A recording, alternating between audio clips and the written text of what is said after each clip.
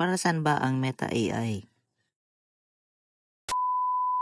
Ang Meta AI ay isang platform kung saan maaari kang magtanong at makakuha ng impormasyon sa iba't ibang paksa tulad ng general knowledge, history, science and technology, travel and tourism, technology and software, news and current affairs at iba pa. Para ma-access ang Meta AI, buksan lamang po ang ating Facebook Messenger.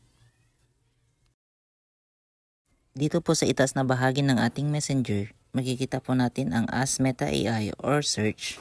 Dito po tayo magta-type ng ating isa-search. Ngayon ay subukan po nating mag-search ng iba't ibang katanungan.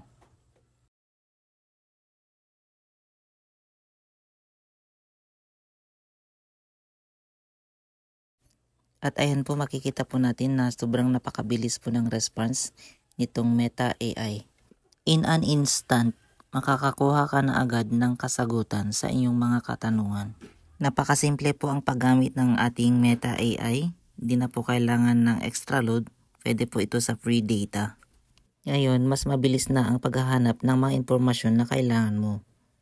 Tumpak at napapanahon na mga resulta, maaaring magtanong ng iba't ibang paksa o topic, maaaring magbigay ng mga iba't ibang suggestion, maaaring mag-translate ng mga salita ng iba't ibang lengguwahe, maaaring magbigay ng idea or concept, maaaring magtulong sa paggawa ng mga desisyon, maaaring magbigay ng mga update sa mga pangyayari, maaaring magtulong sa pag-aaral at sa research, at lastly, maaaring magbigay ng mga impormasyon sa mga iba't ibang larangan.